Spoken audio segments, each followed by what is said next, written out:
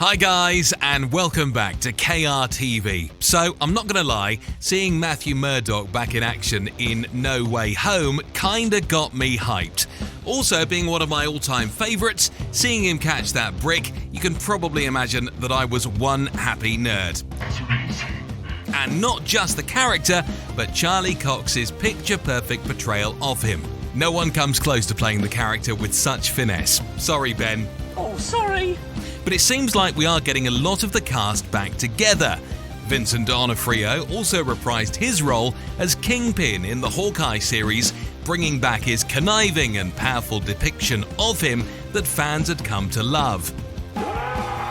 Seeing those two back on screen only prompts more speculation, and it's pretty clear that Marvel intends to do more with these characters in the future. Oh my god! Wow! Seeing as though they are now both part of the MCU, right? Well, in any case, the original Daredevil show might have only lasted 3 seasons, but they introduced some of the best characters and plot lines to expand upon in the future.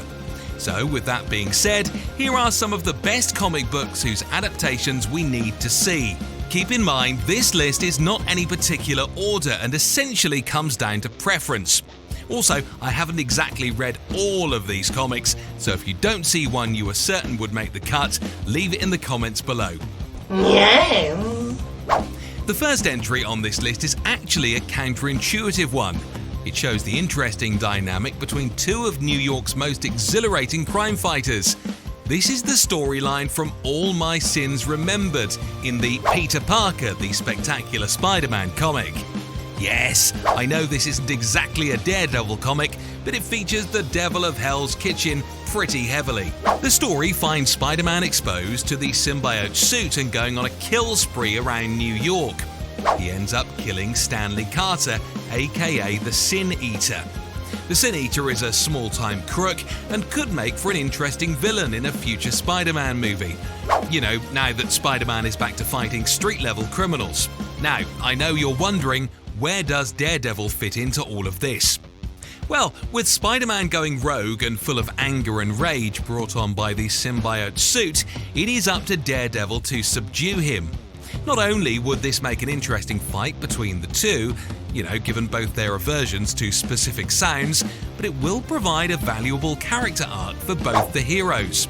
In our case, friendly neighborhood Spider-Man is still that kid looking to make his way in life and caught in the middle of a personal crisis. While Matt Murdock is now a seasoned vigilante that has very intricate knowledge of New York's criminal underbelly and, like Peter, has suffered great losses and knows the consequences of being a hero. A dynamic between the two would provide for some great storytelling, and given that Peter no longer has a father figure, Matt could be the one to take that place. The story is probably more feasible than the rest, especially since the presence of the symbiote in their universe was hinted at in the post-credits scene for No Way Home. This is something Marvel could work on and would be a great way to bring Daredevil back to mainstream media.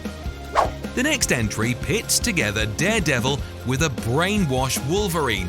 This comes from Wolverine Enemy of the State Part 5, written by Mark Miller.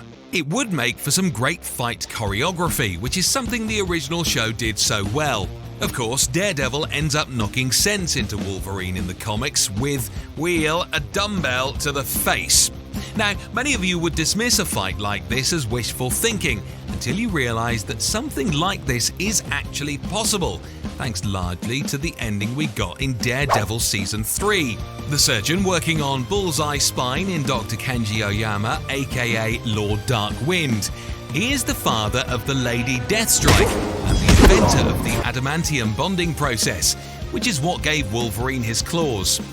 You might be thinking that I'm adding Daredevil as a secondary character to someone else's story, but Daredevil is as much a stakeholder in this as Wolverine, since an enraged Wolverine is after Elektra, Matt's love interest, who is also still alive in the show. This could provide a way for the two to get reconciled after their fallout in the finale of the Defenders' first season. Also, Daredevil and Elektra form quite a team, so seeing them work together to bring down Wolverine could also maybe spark a connection between the two that we didn't quite get in the second season. Yeah. The feasibility of the plotline still holds, as we know that mutants from the X-Men will be entering the MCU. Needless to say, the ending of Daredevil Season 3 opened the doors to a lot of possibilities that writers could expand upon for the 4th season. That brings us to the final and probably the darkest storyline we could see. In this story, Daredevil returns to Hell's Kitchen with a small army of hand ninjas, dons a black suit, and builds a prison named Shadowland. He was effectively ruling Hell's Kitchen by force and became this tyrannical oppressor. Shadowland was a comic book written by Andy Diggle, Anthony Johnston, and artist Marco Cicchetto. The story incorporated a lot of what we have seen in the show. First, let's recall what happened at the end of Season 3. Daredevil beats the hell out of Fisk, who is then sent to prison.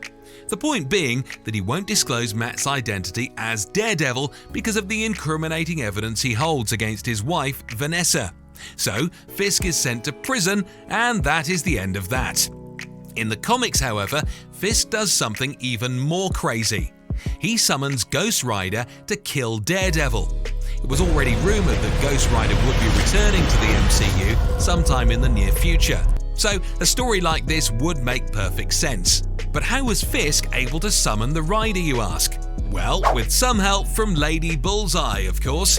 She could be introduced as another supporting character for Bullseye's redemption arc. Because last we saw Bullseye, he had his back broken by Fisk during their fight and was receiving surgery, but still very much alive. Another interesting dynamic that comes into play here is that in the comic, it is Norman Osborn that hires Bullseye to take down Daredevil, the same Norman Osborn that also recently made his debut in the MCU. In the story, Bullseye fails to kill Daredevil, and the two end up accidentally blowing up a building full of civilians. Engulfed with rage, Daredevil stops pulling his punches and breaks the one rule he had: he killed Bullseye.